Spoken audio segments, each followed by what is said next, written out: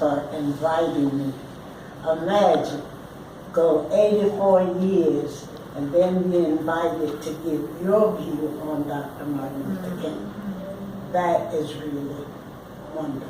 And so I'm here tonight to tell you that my life started with Dr. King through the association of the NAACP. I know you've heard of it.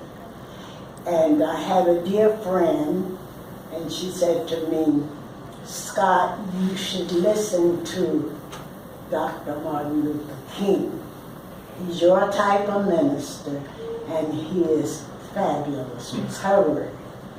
And so I was quite young at that time. I guess Carla was about 7 or 8 years old, and my other daughter was a little older than her, and my first daughter was older. And so I began to work with my friend on Dr. King's messages and his thoughts to the world. And we set up a little book. And from time to time, as we traveled with the NAACP to Tennessee, to Washington, D.C., to Niagara Falls, to Canada, wherever we went, we would put our thoughts on paper as to what it meant for us to be able to be in the 20th century with Dr. Martin Luther King. And so I chose 3 words. We each chose 3 words. Mine was justice, freedom, and peace. So I'm going to talk to you just a little bit about justice, freedom, and peace. When I joined the NAACP, Jeff L. Greenup, who was a lawyer and was our president at the time, and he always talked about justice. How can it be justice for me and not for you? Yes. And so we went around talking about justice for a long, long time. And we got many followers into the NAACP doing that. Our next word was freedom. And we had this little song we used to sing. Freedom, freedom, you can't stop me now. That's telling them. And so we taught freedom, you know, what it is to be free, what it is to see something happening with him and it doesn't happen with me. Yes, yes. Freedom. Yes. That you could go out, and I was born in the South. I wasn't born in the South, but I was reared there. And I went through many, many fearful days and nights there because that's the way they are. Yes. But my grandpa and grandpa, they were always freedom type people, helping each other. And so that made them be a star in the crown of the white people there. That they could say to my grandpa, I want you to go there and give so-and-so some hay or whatever. Then we move on and we come to New York.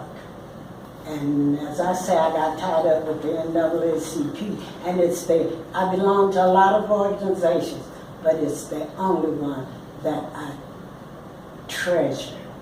And when I say treasure, I mean that it led me to be friendly with the others. Freedom is not free. The last one is my favorite, peace.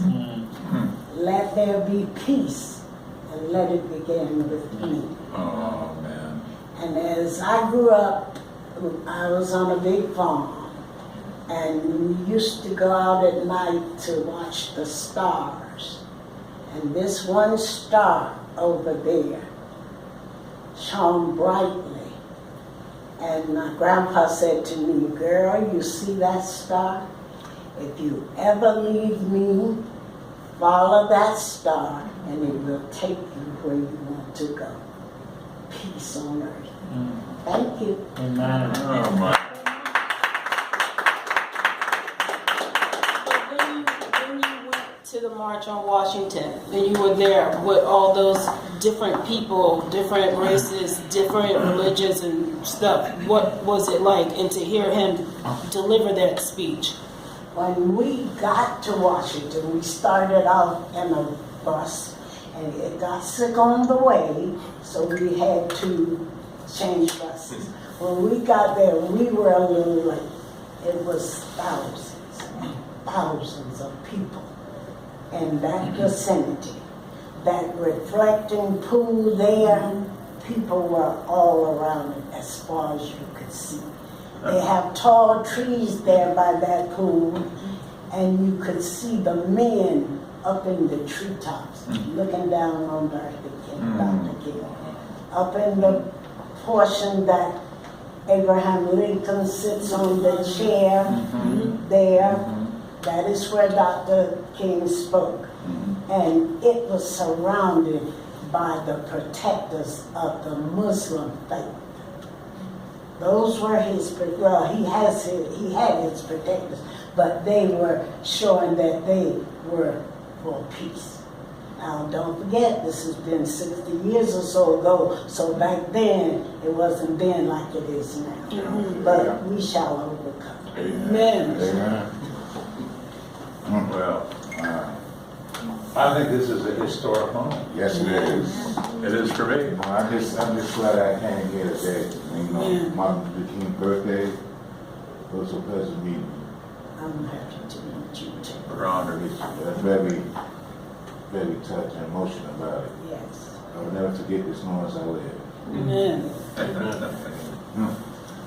You know, Walter, what you're saying there, that I just, my undergraduate work was in history, so I have a real passion for this, but I was talking with Sister Carla just Sunday, yesterday, about, you know, when Mother Scott gets to be with Jesus in the fullness of his presence one of these days, who's going to carry on, because Mother Scott's kind of the historian for her family. Definitely. And it's so important to keep telling these stories, and because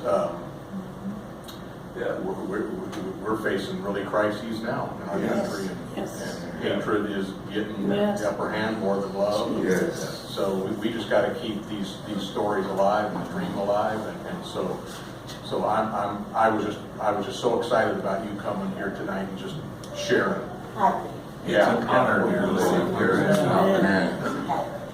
So in this place, let's just join hands together.